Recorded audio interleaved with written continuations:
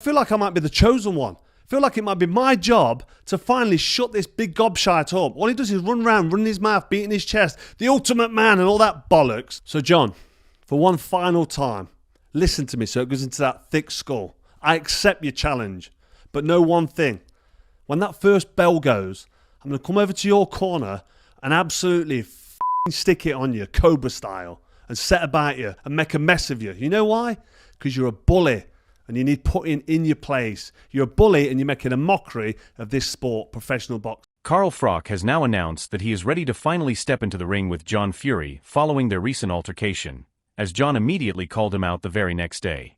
Right, this is a message you've all been waiting for.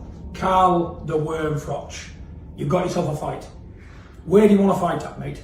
We'll do it in the ring, under the lights. I'll fight you at Tottenham in 8 weeks' time.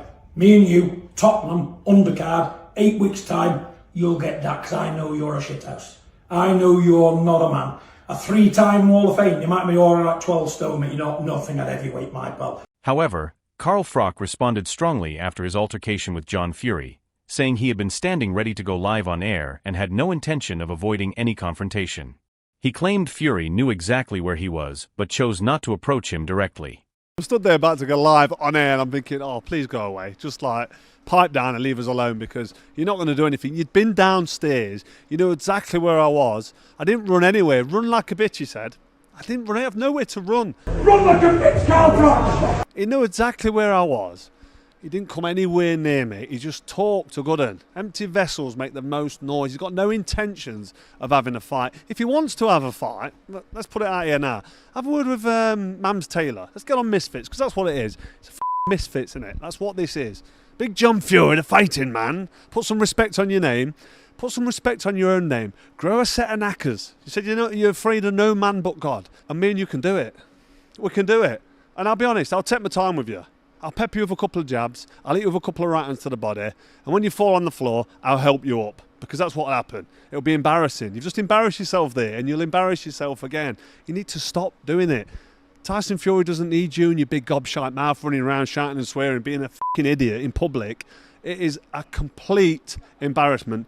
Please stop it, unless you're going to do something about it. On the other hand, John Fury responded by saying he is training in his own old-school way, running outdoors, hitting the heavy bag bare knuckle, and living a tough lifestyle inspired by traditional methods.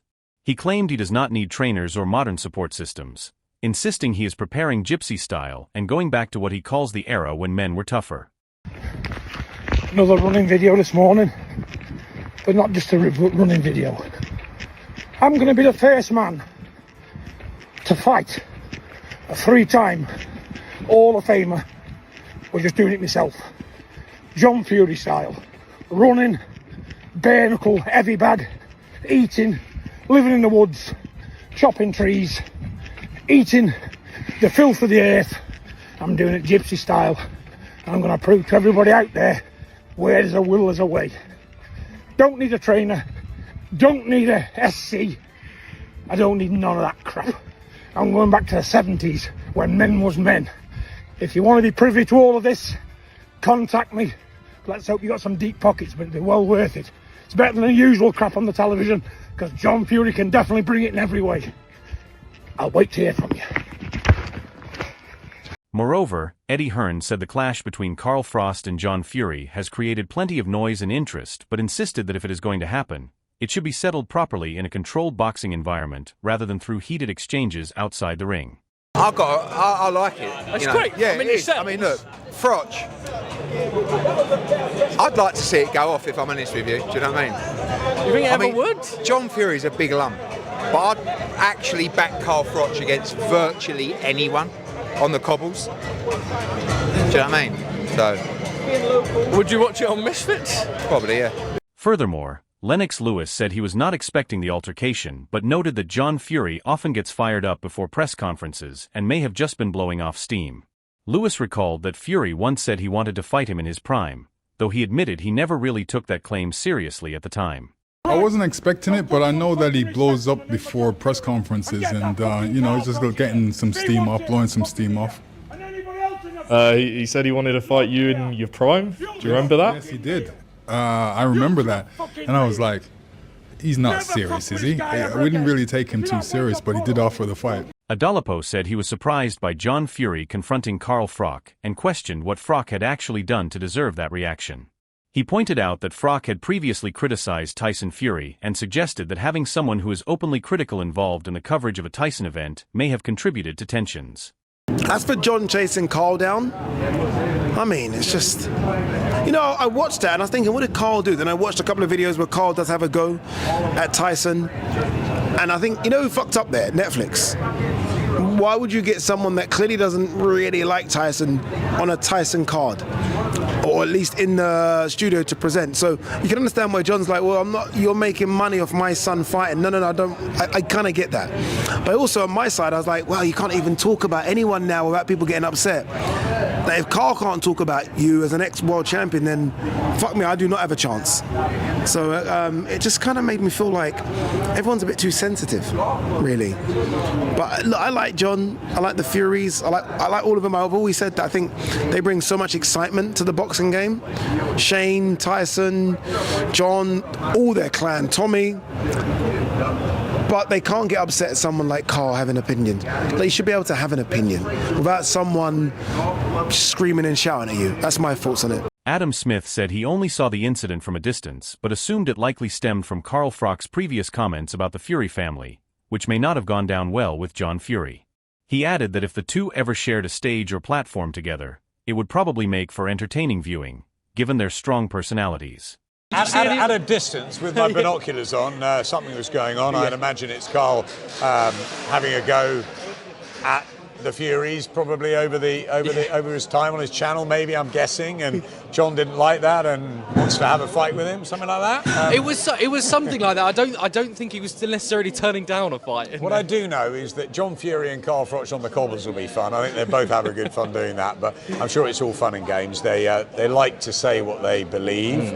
They like to say something that's controversial, and they're two big characters, and we love having them around the sport. So let's leave them to work that one out. Simon Jordan said that while he has previously respected John Fury's voice in boxing, he feels his recent behavior has become more theatrical and, at times, embarrassing. He pointed out that Carl Froch was simply doing his job during a broadcast and is unlikely to be intimidated by John Fury, suggesting the confrontation felt more like spectacle than substance. I like John Fury. I've met him on a number of occasions and I've always felt him to be a very educated voice around boxing. Its recent incarnation over the last 2 or 3 years of John becoming front and centre of the circus, like a Cirque du Soleil horror show, I think that's embarrassing. I think Carl Froch is putting in a video. By the way, Carl Froch is standing right there when he's saying, where is he? Carl Froch is doing his first broadcast for Netflix. He doesn't want any of this. The one thing I don't think Carl Froch is frightened of is John Fury. I know it's theatrics. I know it's part of the show. I know it brings noise, and I suppose in its space it does its job. But is it not just a tad embarrassing? Listen, you said it yourself, in its space it does a job, and I think we live in that world today where now people, it was a press conference that was always going to be maybe a little quiet because Makhmudov doesn't speak particularly great English. He's not really going to say too much. Tyson Fury done his thing, and he was talking about Anthony Joshua and the tragedy there and the circumstances for him coming back into boxing. That was all great, but that John Fury always adds a little bit of spice, and that's what gets people watching. So I suppose it done its work. And you've got your own opinion on whether it was embarrassing or not embarrassing. Is it good spice, Polly? Is it good spice? I'll tell you what. Listen. From one side, I'm a fan of Netflix getting involved in boxing because it broadens it out in so many viewerships. But on the other end, I sometimes question what Netflix puts on, and I'm saying, do they really have the best interest of boxing, or are they just looking for the clickbait of the moment? And when you're looking for the clickbait of the moment, this is yet another example of that. The Furies have a lightning rod image. Obviously, Tyson backs it up. He can fight, okay? Yep. He's accomplished everything. But then you got this kind of thing here. You make the point about Makhmudov's not really an opponent that's going to sell a fight either.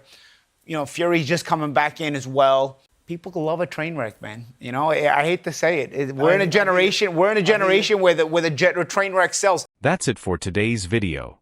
So, what are your thoughts on this? Share your thoughts in the comments section, and make sure to subscribe and like if you enjoyed the video.